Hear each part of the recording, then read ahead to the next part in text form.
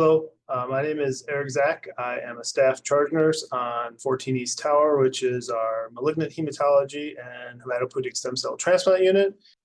So my project was using humor to improve nursing wellness. And again, working on this unit for quite some time, noticed that after COVID, a lot of staff were struggling with short staffing, forced floating to other units, things like that, and it's just very poor morale. So being a malignant hematology nurse, again, leukemias, lymphomas, myelomas, their diseases are pretty aggressive and systemic right from the get-go, and so the treatments are always pretty toxic and systemic in nature. So even though it's the patient's journey, we're, as nurses, are alongside them as well in experiencing some of the the positive things, but also all the setbacks, side effects, toxicities, disease progression,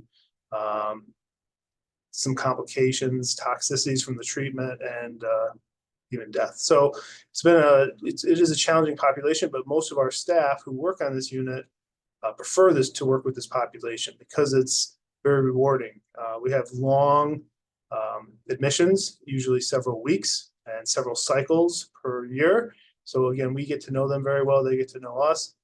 And there's definitely a very strong connection there.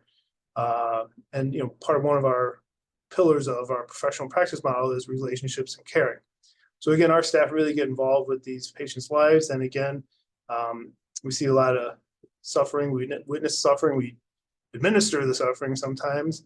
And again, it takes a toll on us. So being a funny person, I guess, in my personal life, I thought humor would help, not so everyone doesn't have to take themselves so seriously. Again, our jobs are very intense, and again, we do a great job of what we do, but self-care is definitely not our strong point. So I thought humor, injecting humor into this situation would benefit our staff.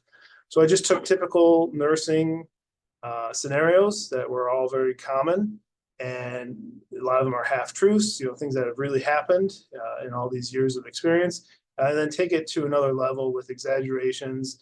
And the goal was just to make people laugh with each other, etc. And we used any possible mode, whether it be the dialogue, the scene, the characters, the props, the music, whatever, just to make people laugh and have a good time.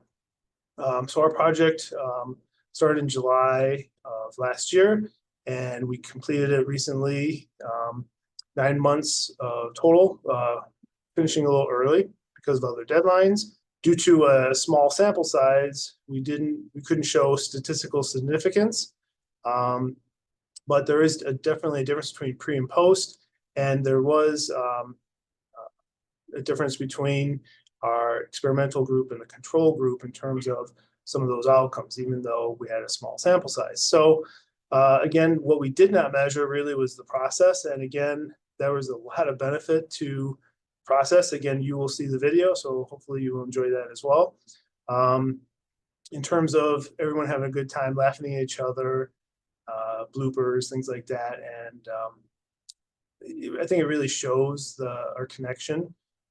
In the video, again, with all our staff, we did different pairings, some small, 2 or 3 in a scene, sometimes 10 to 12. So just varied. And again, everybody enjoys working with each other, despite having 4 different generations of nurses, baby boomers, Gen Z, millennials, and Gen X. So again, we were able to mix those different generations and again, find that common shared purpose of take care of people. So thank you again, Ginny and Peter Foreman, for the funds to do this. Otherwise, this project would not be possible. And again, I appreciate the Nursing Wellness Committee at Rush, who also selected our project to receive those funds. So thank you very much.